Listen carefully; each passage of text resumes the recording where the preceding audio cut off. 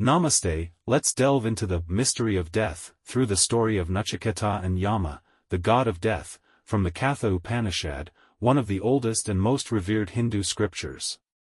This story is about a young boy who confronts death and learns the secret of immortality. The story begins with Nachiketa's father, Vajashravas, a wealthy and devout man who decides to perform a ritual sacrifice called Vishvajit, in which he has to give away all his possessions to the priests and the gods. However, he is not sincere in his offering, and he only gives away the old, sick, and useless cows, keeping the best ones for himself. Nachiketa, who is a smart and curious boy, notices this and feels ashamed of his father's hypocrisy. He asks his father, "Father, to whom will you give me? I am also your possession." His father ignores him at first, but Nachiketa persists and repeats his question 3 times. His father loses his temper and says, "I give you to Yama, the lord of death." Nachiketa takes his father's word seriously and sets off to the abode of Yama. When he reaches there, he finds that Yama is not at home, and he has to wait for 3 days and nights without food or water. When Yama returns, he is surprised and impressed by Nachiketa's courage and patience. He apologizes for making him wait and offers him 3 boons as a compensation. Nachiketa accepts the offer and asks for his first boon, that his father should be pacified and happy with him when he returns. Yama grants this boon easily and praises Nachiketa for his filial piety.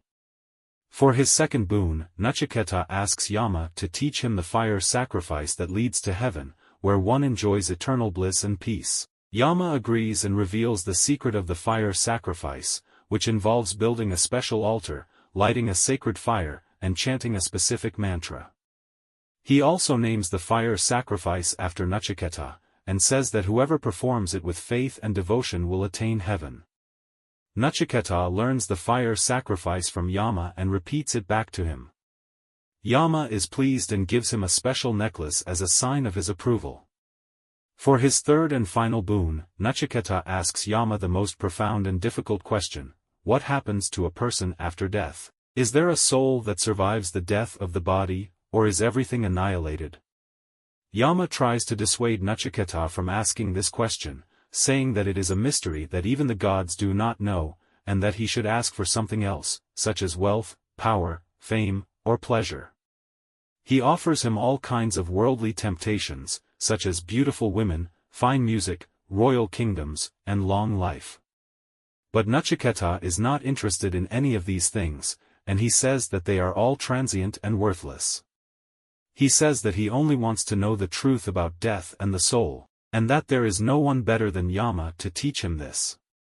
Yama is impressed by Nachiketa's determination and wisdom, and he decides to test him further.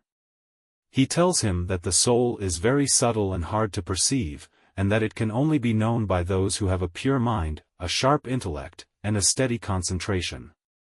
He asks Nachiketa to explain the nature of the soul, using a series of metaphors and analogies. Nachiketa answers each of Yama's questions correctly, showing that he has a clear understanding of the soul. Yama is satisfied and reveals the ultimate secret of death and the soul. He says that the soul is the essence of all beings, the source of all life, the witness of all actions, and the controller of all powers. He says that the soul is identical to Brahman, the supreme reality, and that whoever realizes this identity attains immortality. He says that the soul is beyond the reach of the senses, the mind, and the intellect, and that it can only be realized by the grace of a guru, a teacher who has experienced it himself. He says that Nachiketa has attained this realization, and that he has become free from fear, sorrow, and bondage. He blesses Nachiketa and declares him as his beloved disciple. This is the end of the story of Nachiketa and Yama, and the essence of the Katha Upanishad. I hope you enjoyed it and learned something from it. If you did, please like, share, and subscribe to my channel for more videos on ancient Indian stories and wisdom.